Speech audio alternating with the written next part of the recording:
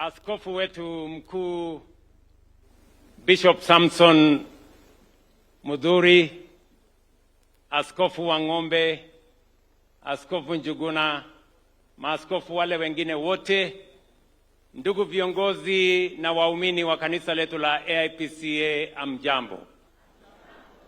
Andwaito moriega. Mwathani agosho. Ngai no mwega. Naendesho the. Ebu mnisalimie hewani nione hivyo watu wa AIPCA. Bwana Yesu asifiwe. Asanteni sana.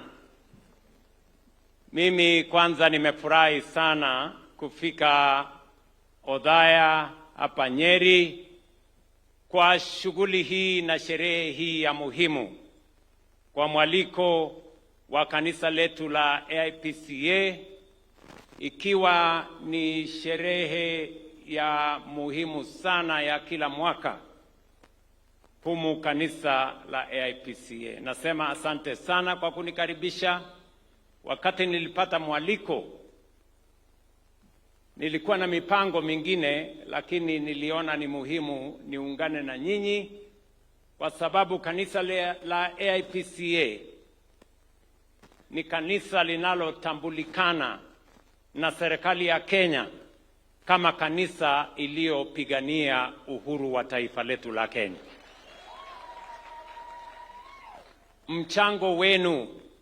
Mchango wa kanisa la AIPCA kwa uhuru wa taifa letu la Kenya linatambulika na serikali ya Kenya.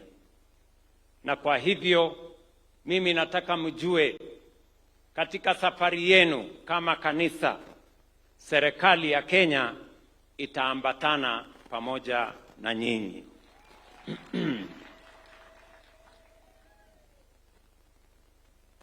Mimi nimefurahi sana kwamba kanisa letu la AIPCA liko na umoja na linazidi kupata nguvu.